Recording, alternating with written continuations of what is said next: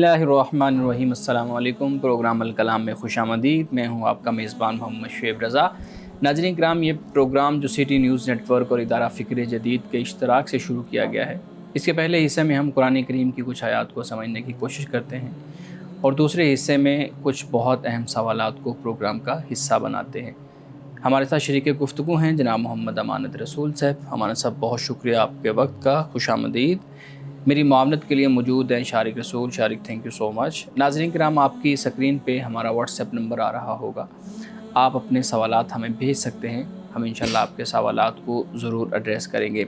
अमानत साहब, हम सूरतुल आराफ की तिलावत कर रहे थे और सूरतुल आराफ में हम उस आयत पे पहुँचे थे कि अल्लाह रब्बुल इज़्ज़त ने अब बनी इसराइल पे, मूसा अलैहिस्सलाम की कौम पे बादलों का साया किया।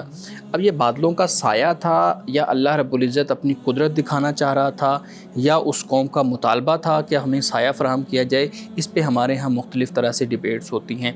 आप इस आयत की तिलावत कीजिएगा और फिर ये जो मैंने बात की है कि साया था वो, यानी अल्लाह रब्बुल इज़्ज़त की तरफ से उनके लिए नेमत थी या अपनी ज़ात का मुज़ाहिरा उनको करवाना था या फिर उनका तकाज़ा था, इस पे भी बात कीजिएगा। बिस्मिल्लाहिर्रहमानिर्रहीम। ये जो बात कुरान मजीद में फरमाई गई है ना, वो ये है कि पहाड़ थे, यानी पहाड़ को उनके ऊपर उठाया, गोया कि ऐसे कि जैसे साइबान होता है, साया होता है, पहाड़ को उठाया गया। अब इसके बारे में मुफस्सिरीन ने दो बातें बयान की। एक तो कहा कि भी अल्लाह ताला ने एक मंज़र को बयान किया, मंज़र कशी जैसी होती है वो की है। लेकिन जो बात मैं समझता हूँ, जो बात दुरुस्त है ज़्यादा, वो बात ये है कि अल्लाह सुब्हानहू ताला ने उनको ये दिखाया कि जो तुम मेरे साथ अहद करोगे तो तुम उसको निभाओगे। और अल्लाह ने पहाड़ को झुकाकर या एक साइबा की तरह बनाकर उन पर ऐसे लगा कि जैसे उन पर गिरने वाला है पहाड़। इस हालत में ये दर हकीकत अल्लाह ने अपनी कुदरत का इजहार फरमाया कि ये दिखाया कि भाई तुम किस हस्ती से और किस ज़ात से तुम अहद कर रहे हो। तो लिहाजा इस अहद की जो अहमियत है और इसकी जो वक़्त है, ये अपने जहन में रखो कि तुम अल्लाह की ज़ात के साथ। ये ऐसे ही होता है ना कि हम किसी के साथ अहद करते हैं तो माशरे में आमतौर पर ये देखा जाता है कि जिससे हम अहद कर रहे हैं ये कितना ताकतवर है, इंसान है, और हमारा ये ख्याल होता है कि जो ताकतवर है उसके साथ तो वादे को निभाओ क्योंकि वो ताकतवर है। तो कोई माड़ा सा बंदा हो तो उससे कहते हैं ये तो क्या इसने हमारा, यानी अगले की हैसियत देख के हम ये अपना डिसाइड करते हैं कि हमें निभाना है। यहाँ पर ये बिल्कुल सूरत हाल है कि अल्लाह सुब्हानहू तआला ने उनको अपनी कुदरत दिखाई, उनको उसका मज़हर दिखाया कि भाई अगर तुम मुझसे किए हुए वादे को पूरा नहीं करोगे तो फिर मैं इतनी कुव्वत और कुदरत का मालिक हूँ कि मैं तुम्हें इसकी सज़ा दूँगा।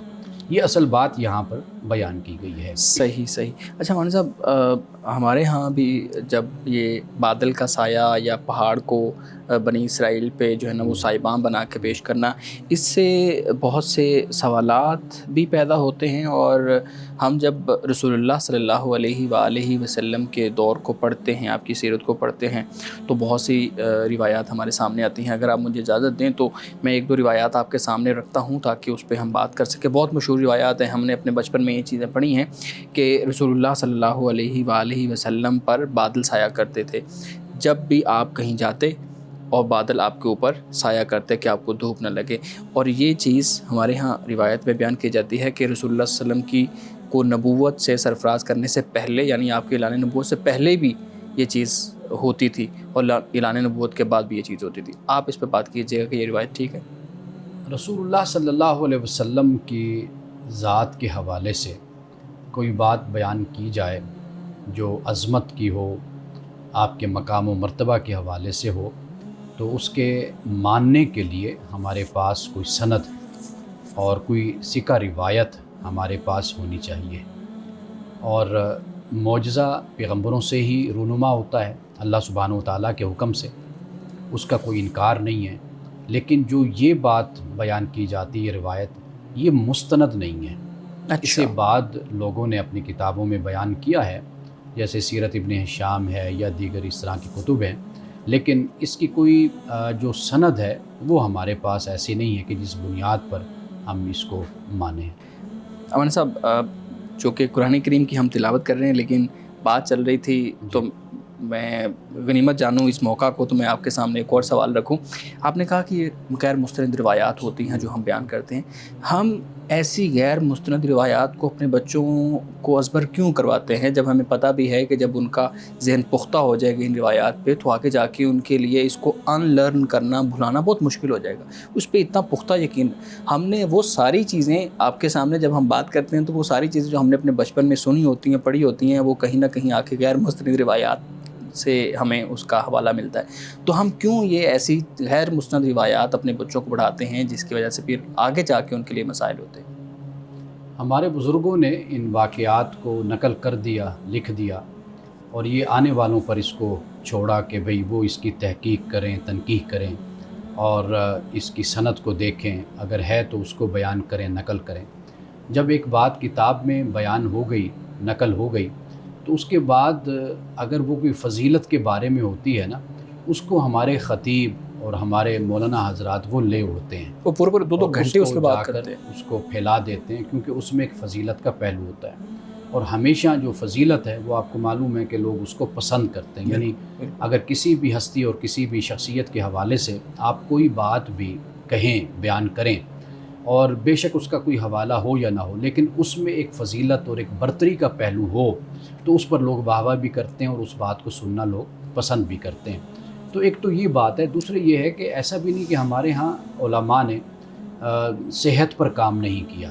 یعنی مثال کے طور پر ہم امام بخاری کی بخاری شریف ہم دیکھتے ہیں یا امام مسلم کی مسلم شریف دیکھتے ہیں، انہوں نے اسی پر ہی اپنی طرف سے انسانی بشری کاوش اور کوشش ہے، اس میں بھی بہت سی، یعنی ضروری نہیں کہ سب صحیح روایات ہوں، لیکن انہوں نے اپنی طرف سے ممکنہ حد تک کوشش کر کے صحت پر جو مبنی روایات ہیں ان کو اکٹھا وہی کیا. جمع کیے ہیں. بالکل. تو یہ تو صحیح بخاری اور صحیح مسلم میں یہ بات ہے، لیکن بہت سی کتابیں ایسی ہیں کہ جن میں صرف علماء نے یا مفسرین نے چیزوں کو اکٹھا کر دیا، بیان کر دیا. اب اس کے بعد کام پھر ہوتا ہے کہ اس کی تحقیق کی جائے.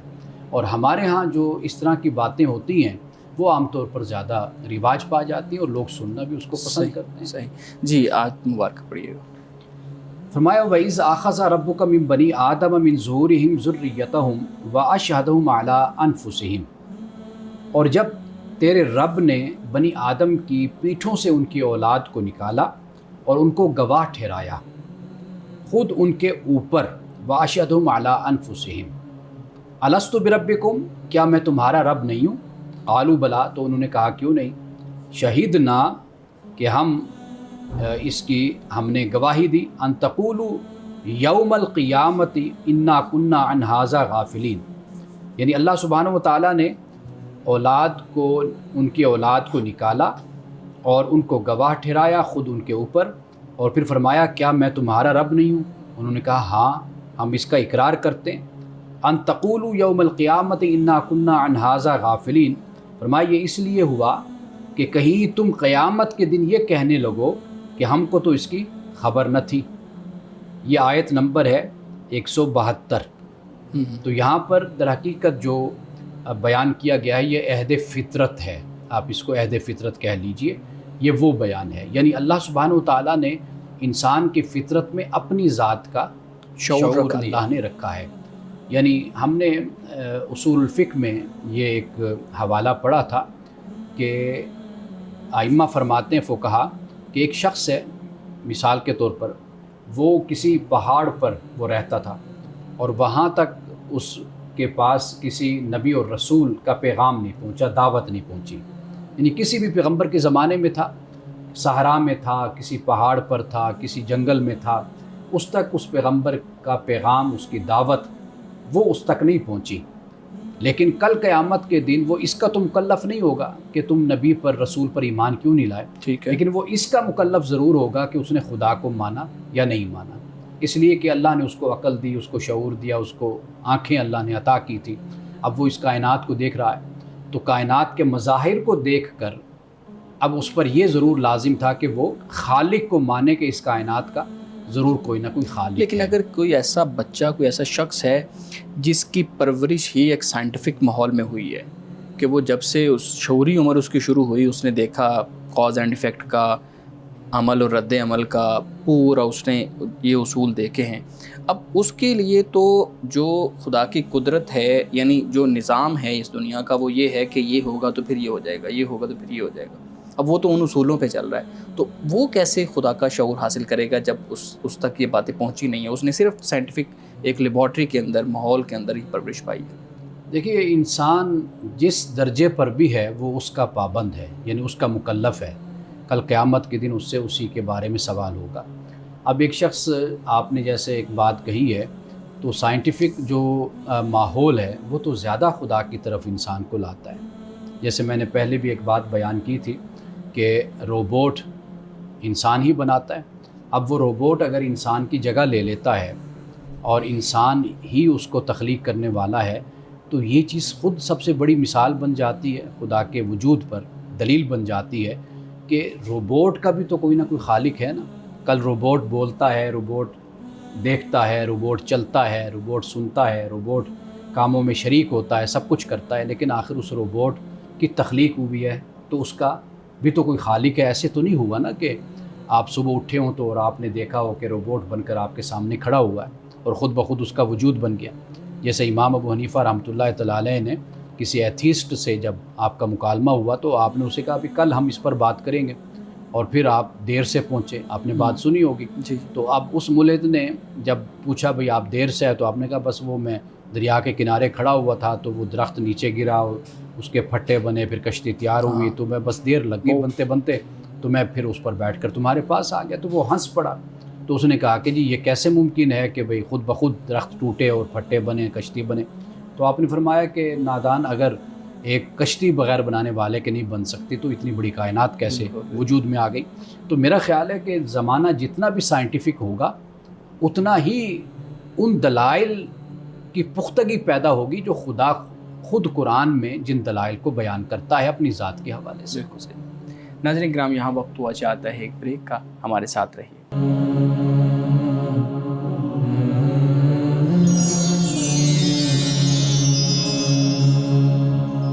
پروگرام میں ایک دفعہ پھر خوش آمدید. جی شارق، آپ سوال کریں. آپ نے بات کی کہ اللہ تعالیٰ کی ذات کا شعور انسان میں موجود ہے پہلے سے، لیکن اللہ تعالیٰ کی ذات کا شعور اگر انسان میں موجود ہے تو پھر کیا یہ شعور ہے یا پھر یہ قیاس ہے؟ کیونکہ ابھی آپ نے یہ بھی بات کی کہ انسان جب مشاہدہ کرتا ہے کائنات کا تو یہ اخذ کرتا ہے کہ یقیناً اس کا کوئی تخلیق کرنے والا ہے، کوئی خالق ہے. تو یہ تو قیاس ہے. اگر انسان میں پہلے سے خدا کی ذات کا شعور موجود ہے تو پھر قیاس کرنے کی ضرورت نہیں ہے. لیکن انسان قیاس کرتا ہے جب مشاہداتی بنیاد پر اخذ کرتا ہے، تبھی اسے معلوم ہوتا ہے کہ خدا ہے. اور فلسفے کی روح سے بھی اگر دیکھا جائے تو انسان کا جتنا بھی علم ہے وہ تجربات کی بنیاد پر اسے حاصل ہوتا ہے. اور اگر شعوری طور پر بات کی جائے تو انسان تجربے کے علاوہ اس کے پاس علم حاصل کرنے کا کوئی ذریعہ نہیں ہے. تو پھر خدا کا شعور انسان میں کیسے موجود ہے؟ دیکھیے، انسان کے اندر خدا کا شعور ہے اور باہر کی دنیا اس کی مطابقت میں ہے.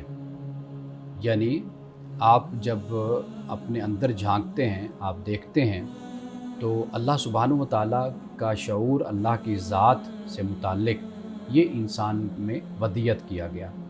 اگر کائنات جو باہر کا نظام ہے، سسٹم ہے، اگر وہ اس کی تائید نہ کرتا ہوتا تو پھر ہم اس پر اعتراض کھڑا کرتے.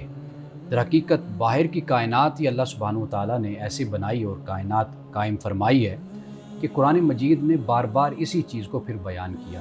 یعنی کائنات کا ذکر کیا، چرند پرند کا ذکر کیا، جانوروں کا ذکر کیا، اللہ نے پھلوں کا ذکر کیا، پھولوں کا ذکر کیا، درختوں کا ذکر کیا، سمندر کا، دریاؤں کا ذکر کیا. پھر اس کے بعد فرمایا کہ انسان تو غور و فکر کیوں نہیں کرتا، تو اپنی عقل کو استعمال کیوں نہیں کرتا، تو اس میں تدبر تفکر کیوں نہیں کرتا. قرآن پاک نے پھر اس بات کو بیان کیا. تو مطلب یہ ہوا کہ اللہ نے باہر کی جو کائنات ہے اس کو اس طرح بنایا ہے کہ اگر انسان اس میں تدبر اور تفکر کرتا ہے تو انسان کا جو باطن ہے وہ اس کے ظاہر کے ساتھ مطابقت میں آ جاتا ہے. تو اگر انسان بھولا ہوا ہے کسی سبق کو تو یہ کائنات اس سبق کو یاد کروا دیتی ہے. تو یہ در حقیقت دونوں کا آپس میں تعلق بن جاتا ہے. مثال کے طور پر میں قرآن کی ایک آیت آپ کے سامنے رکھ دیتا ہوں. اللہ فرماتا ہے ان فی خلق السماوات والارض واختلاف اللیل والنہار لآیات لأولی الالباب، کہ آسمانوں اور زمین کی تخلیق میں اور رات اور دن کے اختلاف میں فرمایا کہ نشانیاں ہیں کن کے لیے؟ عقل والوں کے لیے. الذین یذکرون اللہ قیاما وقعودا وعلی جنوبہم، کہ جو اللہ کو یاد کرتے ہیں اٹھتے بیٹھتے اور اپنے پہلوؤں پر. وَيَتَفَكَّرُونَ فِي خَلْقِ السَّمَاوَاتِ وَالْأَرْضِ، آسمانوں اور زمین کی تخلیق میں تفکر کرتے ہیں، غور و فکر کرتے ہیں. پھر کیا کہتے ہیں؟ ربنا ما خلقت ھذا باطلا، کہ اے ہمارے رب تو نے یہ سب کچھ جو بنایا ہے یہ تو نے فضول نہیں بنایا، یہ باطل نہیں بنایا. تو لہٰذا جو انسان کے اندر شعور ہے اس کا اس بات ہوتا ہے اور اس کے لیے یہ دلیل بن جاتا ہے جو باہر کا ماحول ہوتا ہے. یعنی یاد دہانی ہم ان دونوں میں مطابقت ہوگی. یعنی انسان دیکھیے بھول جاتا ہے نا، تو اس بھولے ہوئے سبق کو یاد کرانے کے لیے اللہ سبحانہ و تعالیٰ نے انسان کے لیے ساری بزم کائنات کو بھی سجایا اور اللہ تعالیٰ نے وحی کا بھی انتظام کیا. لیکن یہ ضروری تو نہیں کہ اگر ایک انسان کائنات کا مشاہدہ کرتا ہے تو یہی اخذ کرے کہ یہ اس کا کوئی خالق ہے، اس کا کوئی تخلیق کرنے والا ہے. ہم دیکھتے ہیں جیسے کہ الحاد کا مقدمہ ہے کہ کوئی کانشیس فورس نہیں ہے کائنات کے پیچھے، بلکہ ایک انکانشیس فورس ہے جو کہ ریزنیبل نہیں معلوم ہوتا.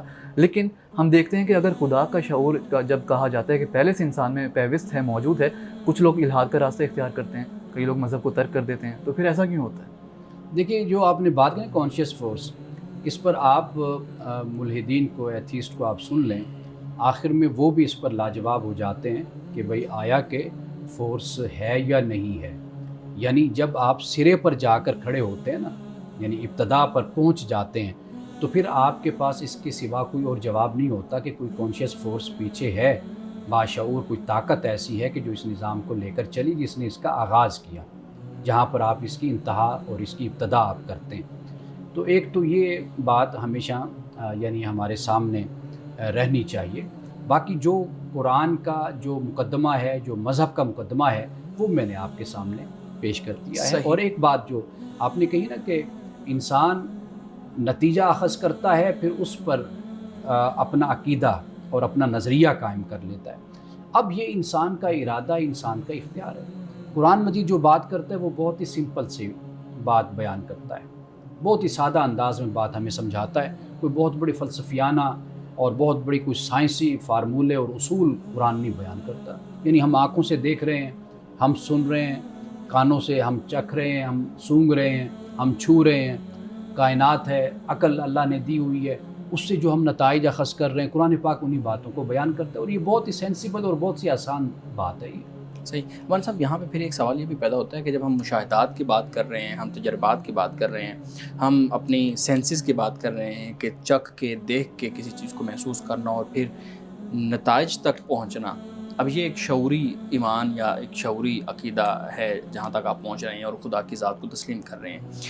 اس میں پورا ایک پروسیس ہے، شعور ہے، پھر آپ مشاہدہ ہے، پھر تجربہ ہے، اور اس کے بعد آپ کسی نتیجے پہ پہنچتے ہیں. لیکن پھر یہ سوال پیدا ہوتا ہے کہ جو لوح محفوظ پہ اللہ رب العزت نے چیزیں لکھ دیں، پھر اس کا جو ہے نا وہ کیا تصور ہوگا؟ وہ تو لکھا جا چکا ہے، پھر مشاہدہ، تجربہ، سینسز کو استعمال کرنا، ان کا کیا فائدہ ہوا؟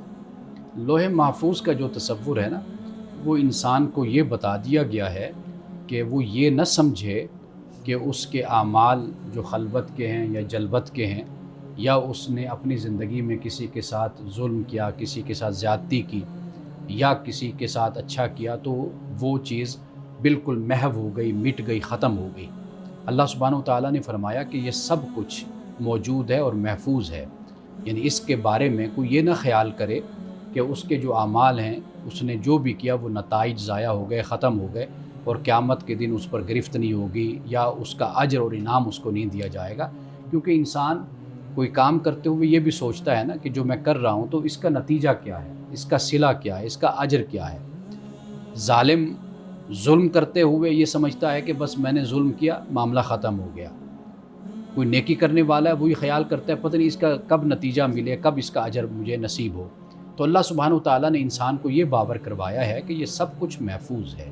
قیامت کے دن ضرور اس کا نتیجہ جو برا کرے گا اس کے لیے نکلے گا، جو اچھا کرے گا اس کے لیے وہ نتیجہ نکلے گا. لیکن وہ جو لکھ دیا گیا ہے، مطلب ہمارے ہاں اس چیز کو بڑا عجیب بیان کیا جاتا ہے کہ وہ لکھا جا چکا ہے. تو لکھا جا چکا ہے جب، تو پھر تجربات اور مشاہدات کی حیثیت کیا رہ جاتی ہے؟ اچھا، یہ جو ہمارے ہاں اس طرح کے سوالات اٹھائے جاتے ہیں نا، قرآن مجید کو اگر ہم پڑھتے ہیں تو اس طرح کا کوئی تصور قرآن نہیں بیان کرتا. قرآن نے جو انسان کی تخلیق کو بیان کیا وہ ارادہ اور اختیار کے ساتھ بیان کیا، یہ انسان کے پاس ہے. بس باقی ہم اپنی ڈومین کو پہلے طے کر لیں کہ وہ ہماری کیا ہے. ہمیشہ سوالات وہاں پر پیدا ہوتے ہیں جہاں پر ہم خدا کی ڈومین میں جانے کی کوشش کرتے ہیں، چونکہ وہاں پر ہماری عقل کی رسائی نہیں ہے، وہاں پر لامحدودیت ہے، یہاں محدودیت ہے، یہاں پر ایک خاص میدان اور ایریا ہے، وہ ایک علیحدہ دنیا ہے، علیحدہ ڈومین اور ریاست ہے، وہ خدا کی ہے۔ تو لہٰذا جب ہم ان معاملات میں الجھتے ہیں اور سوالات اٹھاتے ہیں تو ہمیں کبھی بھی اس کا جواب نہیں ملا۔ یعنی آپ انسان کی پوری تاریخ پڑھ کر دیکھ لیجئے، پورا فلسفے کی تاریخ پڑھ کر دیکھ لیجئے کہ ان سوالوں کے جواب ڈھونڈے گئے، تلاش کیے گئے، کبھی بھی انسان کو نہیں ملے۔ قرآن مجید نے بہت سمپل اور سادہ طریقے سے اس بات کو بیان کیا ہے کہ انسان جو کچھ کرتا ہے وہ یہ نہ خیال کرے کہ یہ سب کچھ ضائع ہو جائے گا۔ جیسے مثال کے طور پر قرآن پاک نے جو کرامن کاتبین کا ذکر کیا، یہ اسی بنیاد پر ہی بیان کیا نا کہ کوئی یہ نہ سمجھے کہ بھئی انسان کے لیے کوئی لکھنے والا نہیں ہے، بلکہ ہر چیز، قرآن تو یہاں تک کہتا ہے کہ انسان کل قیامت کے دن کہے گا کہ ما لی ھذا الکتاب، کہ یہ کیسی کتاب ہے، لا یغادر صغیرۃ ولا کبیرۃ الا احصاھا، کہ اس نے تو کچھ بھی نہیں چھوڑا ہوا، اس کتاب میں ہر چیز میری موجود ہے۔ قرآن اصل میں اس تصور کو بیان کرتا ہے۔ صحیح۔ ناظرین کرام، گفتگو ابھی جاری ہے، یہاں وقت ہوا چاہتا ہے ایک بریک کا، ہمارے ساتھ رہیے۔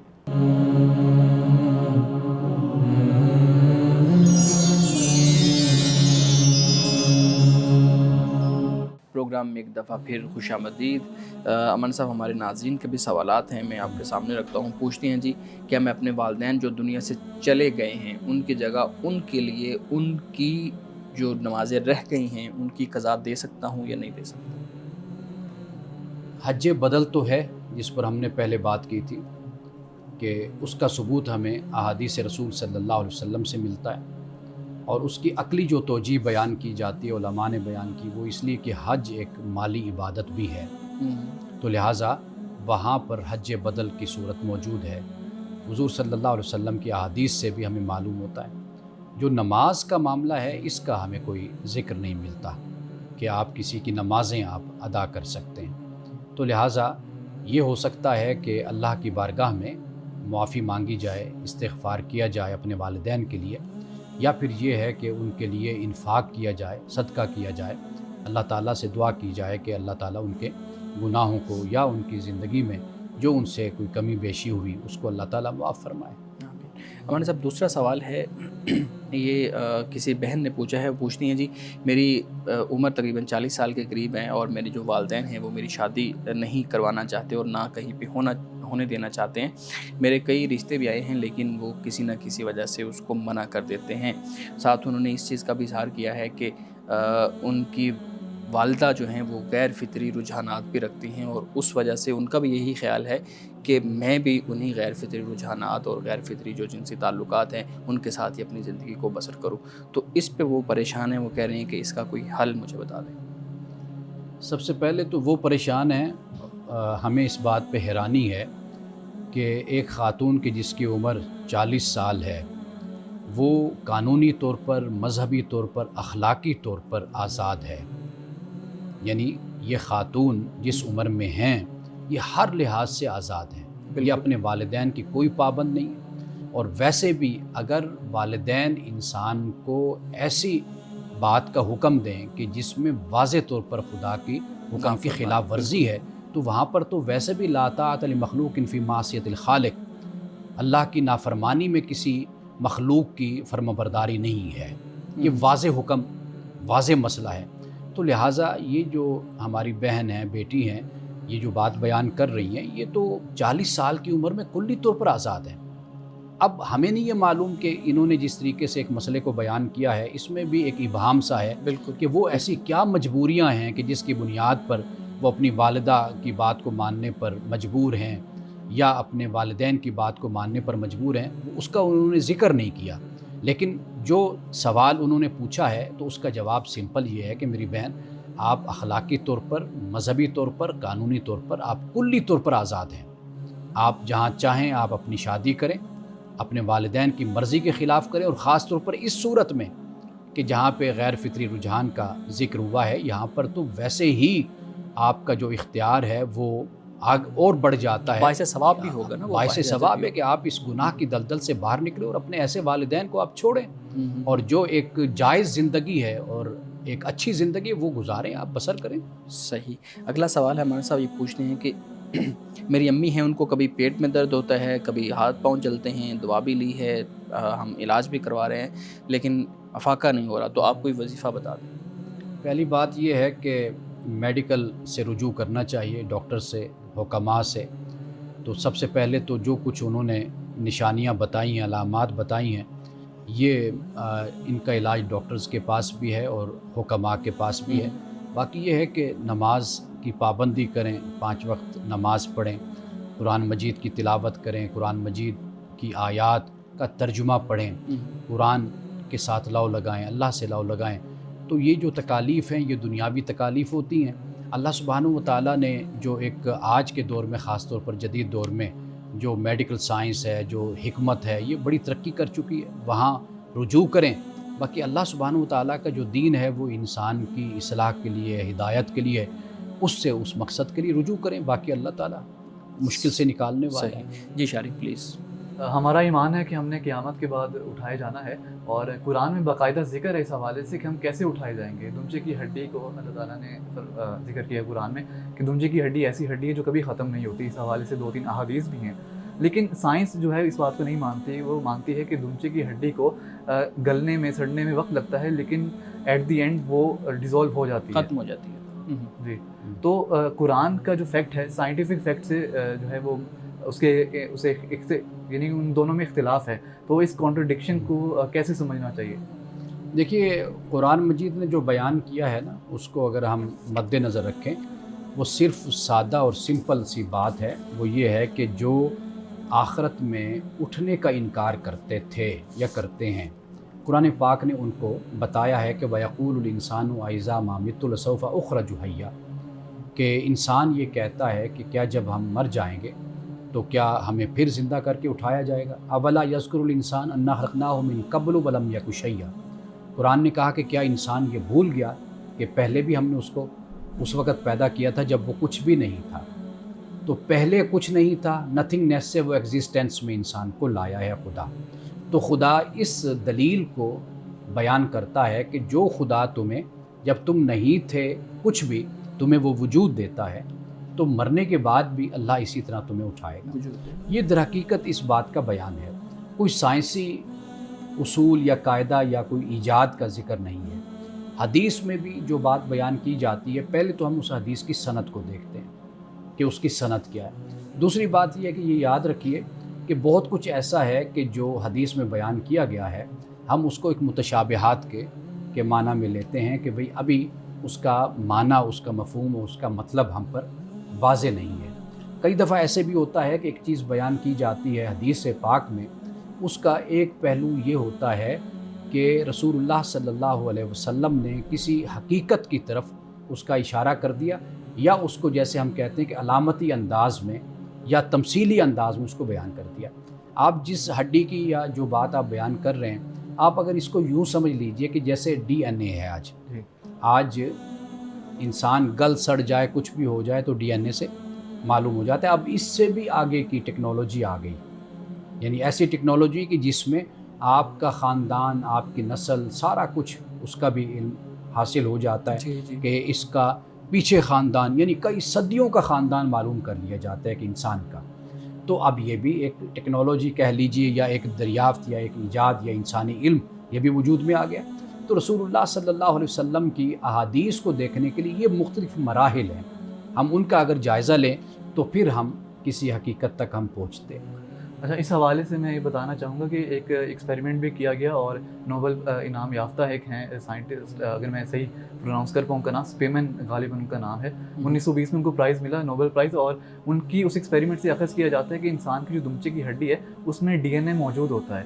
اور اس کا یہ ثبوت ہے کہ جب دمچے کی ہڈی جو ہے، جب ایک پریمیٹیو اسٹریک اور نوٹ جو ہے، جب اس کے ذریعے بچہ وجود میں آ جاتا ہے، تو وہ جس میں ڈی این انفارمیشن ہوتی ہے، جس کے ذریعے پریمیٹیو اسٹریک بنتی ہے اور بچہ وجود میں آتا ہے، وہ ختم نہیں ہوتا. ڈی این اے وہ ایک دمچے کی ہڈی کی صورت اختیار کر لیتی ہے. اور اس کا ثبوت ہمارے ہاں لوگ یہ دیتے ہیں کہ جب اگر دمچے کی ہڈی ختم نہ ہو، ڈی این اے کی انفارمیشن برقرار رہے، تو پھر جو بچہ ہے اس میں ٹیومر پیدا ہو جاتا ہے، اور اس میں دانت و بال اس میں نظر آ رہے ہوتے ہیں واضح طور پر. تو یہ ایک دلیل کے طور پر پیش کیا جاتا ہے. کیا یہ اس طرح ہمیں سائنٹیفک جو ایک ایکسپیریمنٹ ہے، اس کو ہمیں دلیل کے طور پر ماننا چاہیے اور قرآن فیکٹ کے ساتھ اس کو منسوب کرنا چاہیے؟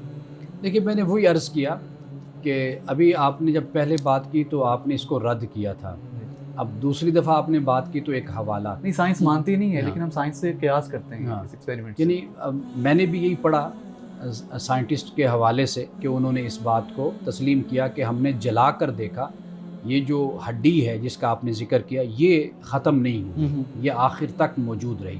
تو میں نے احادیث رسول صلی اللہ علیہ وسلم کی روشنی میں جو مختلف صورتیں وہ میں نے آپ کے سامنے رکھی ہیں کہ پہلے تو ہم اس کی سند کو دیکھتے ہیں کہ اس کی سند کیا ہے، پھر اس کے بعد ہم یہ دیکھتے ہیں کہ بھائی یہ اس کا تعلق متشابہات سے تو نہیں ہے، پھر یہ ہوتا ہے کہ بعض اوقات تمثیلی انداز میں ایک چیز کو بیان کر دیا جاتا ہے۔ تو یہ وہ اشارات ہیں کہ ان کو اگر ہم مد نظر رکھیں، باقی سائنس کا جو کام ہے وہ بالکل مذہب اور دین سے بالکل مختلف ہوتا ہے، پیغمبر ہو یا قرآن ہو اس کا کوئی تعلق بھی سائنس کے ساتھ نہیں ہے، وہ انسان کی ہدایت کے لیے ہے، باقی جو سائنس بیان کرتی ہے وہ اس کا میدان ہے۔ احادیث سے جو ہمیں بات ملتی ہے وہ یہی ملتی ہے جو جس کو قرآن بھی سیکنڈ کرتا ہے، یعنی قرآن بھی جس کی تائید کرتا ہے وہ یہی ہے کہ یہ جو کہتے ہیں نا کہ بھئی ہم گل سڑ جائیں گے، مر جائیں گے، ریزہ ریزہ ہو جائیں گے، سب کچھ ختم ہو جائے گا تو پھر ہم کیسے اٹھیں گے؟ اللہ کہتا ہے کہ پہلے بھی تو تمہیں میں نے پیدا کیا، ولم یکن شیئا، تم کچھ بھی نہیں تھے، تمہیں میں نے اٹھایا، پیدا کیا تمہیں، تو جو تمہیں پہلے نتھنگنیس سے تمہیں ایگزسٹنس میں لایا تو کیا وہ قیامت کے دن تمہیں دوبارہ نہیں اٹھا سکتا؟ تو قرآن نے تو اس دلیل کو لے کر پھر اگلے قیامت کے دن اٹھنے کو بیان کیا ہے۔ تو باقی جو مادی وسائل ہیں ہمارے پاس، سائنٹیفک وسائل ہیں، تو اس کا کوئی انکار نہیں ہے، اس سے ہم استفادہ کر سکتے ہیں۔ صحیح۔ ناظرین کرام، یہاں وقت ہوا چاہتا ہے ایک بریک کا، ہمارے ساتھ رہیے۔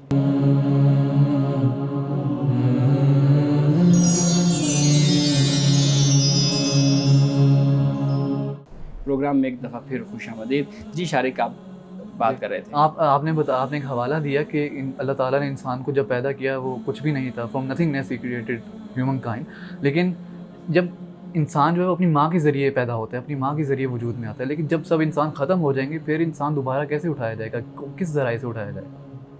انسان وجود میں جب آتا ہے، آپ اس کی تخلیق پر اگر غور و فکر کریں اور جو قرآن نے بیان کیا پہلے مرحلہ پھر دوسرا مرحلہ، اور آپ اس ساری تخلیق کو دیکھیں کہ آخر اس کا آغاز انسان کا کہیں سے ایسا ہوا ہے کہ جو پہلی دفعہ اس میٹیریل کو، اس مادہ کو، عناصر کو بنایا گیا، یعنی اسے ایک ظہور ترتیب جس کو کہتے ہیں وہ دیا گیا نا، بنیاد چیز پہلے نہیں تھی پھر وجود میں آئی۔ اللہ سبحانہ و تعالیٰ کے لیے جب قرآن مجید میں الفاظ استعمال کیے جاتے ہیں نا وہ مختلف الفاظ ہیں، یعنی مثال کے طور پر بدی کا لفظ استعمال ہوتا ہے کہ اللہ آسمانوں اور زمین کو پیدا کرنے والا ہے، بدیع السماوات والارض۔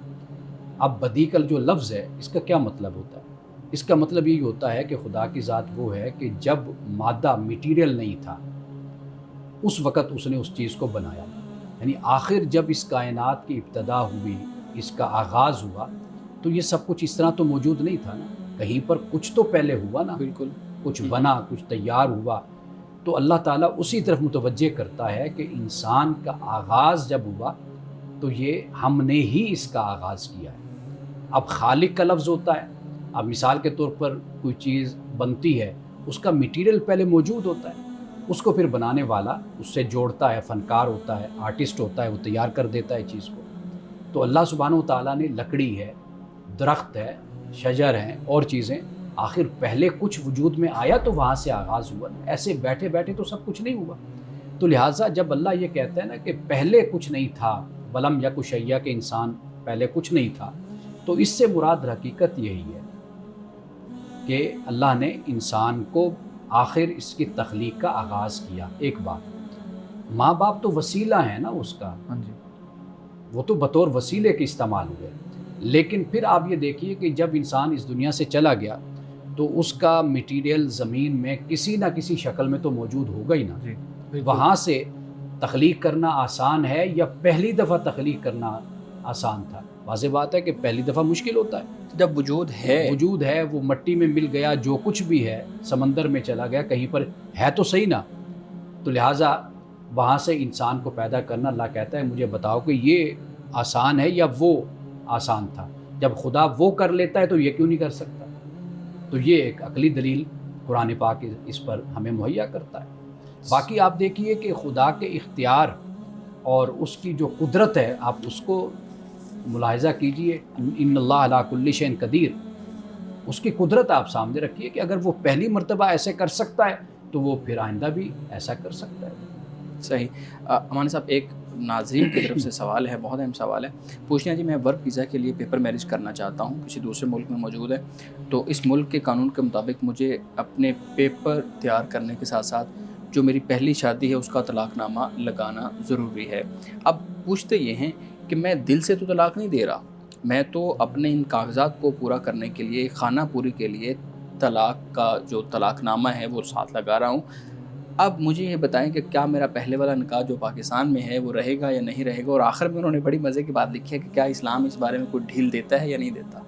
افسوس اس بات کا ہے کہ ان کو طلاق کے بارے میں تو فکر ہے، لیکن ان کو یہ اندازہ نہیں ہے کہ میں ایک ریاست کہ جس کے ساتھ میرا معاہدہ ہے اور وہ میری اتنی پسندیدہ ریاست ہے کہ میں اس کے لیے جھوٹ بھی بول رہا ہوں اور اپنی بیوی کو طلاق دینے کے لیے بھی میں تیار ہو گیا ہوں۔ یعنی اب آپ دیکھیے کہ ہمارے اخلاق کی گراوٹ کہہ لیجئے، پستی کہہ لیجئے، کہ یہاں تک ہے کہ ہمیں اس کا کوئی نہیں فرق پڑ رہا کہ میں جھوٹ بول رہا ہوں ریاست کے ساتھ، میں دھوکہ دہی کر رہا ہوں، میں فریب کر رہا ہوں جہاں پہ میں رہنا چاہتا ہوں، اور اس ریاست نے مجھے میرے پورے حقوق دیے ہوئے ہیں، وہ میری معاشی کفالت کرتی ہے، وہ میرے روزگار کا خیال کرتی ہے، وہ میری بیماری کا، وہ اس کا انتظام کرتی ہے، ہر چیز وہ مجھے گھر بیٹھے مہیا کر رہی ہے، میں اس ریاست کے ساتھ یہ دھوکہ کر رہا ہوں۔ یعنی دھوکہ دہی، فریب، یہ ہمارے لیے معمولی سی چیز ہے۔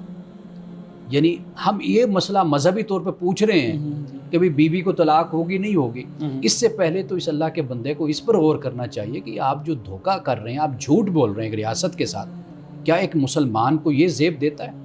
خدا رسول کے ساتھ جو ہمارا معاہدہ ہے، عہد ہے، کیا وہ یہ عہد ہے ہمارا؟ ہم تو اللہ کے ساتھ، قرآن مجید بتاتا ہے، ہم نے اس بات کا عہد کیا ہے کہ مولا ہم اپنی زندگی میں جھوٹ نہیں بولیں گے، ہم تجھے مانتے ہیں، تیری توحید پر ایمان رکھتے ہیں، جو اللہ کا رسول جو دین لایا ہم اس دین کو ماننے والے، تو کیا وہ دین میں اس طرح کی کوئی گنجائش ہے کہ ہم جھوٹ بول سکیں، ہم فریب اور دھوکہ کر سکیں؟ پہلے تو اس مسئلے کو ڈسکس کیجئے نا، پھر بعد میں دوسری بات آتی ہے۔ یعنی اس بات کی تو کوئی اہمیت ہی نہیں۔ مسئلہ اصل میں اب یہ پھنس گیا کہ جی میں طلاق اگر دے دوں اپنی بیوی کو تو وہ طلاق ہوگی یا نہیں ہوگی۔ پہلے اس پر تو آپ غور کیجئے، خدا کا خوف کیجئے، آپ کا کردار، آپ کا اخلاق، آپ دوسری قوموں میں جا کر رہیں گے تو آپ یہ اپنا تعارف اسلام کا پیش کریں گے کہ میں اس کردار کا مالک، کہ میں صرف ویزے کے لیے یا وہاں پر پرماننٹ ویزے کے لیے، نیشنلٹی کے لیے میں اس حد تک آگے بڑھ گیا کہ جو میری بیوی ہے میں نے اس کو بھی طلاق دی اور اپنی ریاست کو میں نے دھوکہ دیا۔ تو میرا خیال ہے پہلے اس پر غور کرنا چاہیے۔ مولانا صاحب، مختصر میں آپ سے یہ پوچھنا چاہوں گا کہ یہ سوچ پیدا کیوں ہوتی ہے کہ اتنے بڑے لیول پہ جا کے ہم اس طرح کے ڈیسیجن لیتے ہیں؟ یہ جو سوچ ہے یہ ایک قومی کردار بدقسمتی کے ساتھ، یعنی اخلاقی گراوٹ۔ مسلمانوں کا مسئلہ اصل میں ہے کیا؟ ایک تو علمی حوالے سے دیکھ لیجئے زوال ہے مسلمانوں میں، دوسرے نمبر پہ آپ اخلاقی زوال آپ اس قوم کا دیکھ لیجئے۔ یہی ہے کہ جو اجتماعی کردار اور کریکٹر ہوتا ہے، جو تخلیق کیا جاتا ہے، بنایا جاتا ہے معاشرے میں، جو ہم دیکھتے ہیں اپنے معاشرے کے بڑوں کو، چاہے وہ مذہبی ہوں، چاہے وہ سیاسی ہوں، یا وہ خود ہمارے اپنے آس پاس کے لوگ بڑے ہوتے ہیں، ہم ان کو دیکھتے ہیں کہ وہ یہی کچھ کرتے رہتے ہیں، تو لہٰذا ہم بھی اسی طریقے سے اپنی تربیت اور اپنا ماحول اسی طرح کا ہم بنا لیتے ہیں۔ صحیح۔ تو جہاں تک یہ مسئلہ ہے کہ طلاق، واضح بات ہے کہ آپ نے طلاق دے دی ہے تو طلاق ہو گئی، آپ لکھ کر دے رہے ہیں، آپ پیپر میں کر رہے ہیں سارا کچھ آپ، اور اس میں کیا کمی؟ اگر کل مثال کے طور پر کوئی اسی طریقے سے طلاق دے دے، یا زبان سے بھی نکال دے، یا پیپر پر کر کے، یا یونین کونسل سے سب کچھ کر لے، بعد میں کہ جی میں تو مذاق کر رہا تھا، میری تو کوئی وجہ نہیں تھی، نیت نہیں تھی، ٹینشن نہیں تھی، میں تو صرف اس مقصد کے لیے کر رہا تھا، تو یہاں پر یہ رویہ نہیں چلتا۔ جو طلاق ہے، جو طریقہ آپ نے اختیار کیا قانونی، وہ طلاق ہو گئی۔ صحیح، بہت شکریہ مانی صاحب آپ کی گفتگو کا، بہت شکریہ شارک آپ کے سوالات کا۔ ناظرین کرام، اس دعا کے ساتھ اپنے پروگرام کا اختتام کریں گے۔ اللہ رب العزت حسن کلام اور تاثیر کلام عطا فرمائے، ہماری زبان کے گروں کو کھول دے اور سننے والوں تک خیر کا پیغام پہنچے۔ اجازت دیجیے، خدا حافظ۔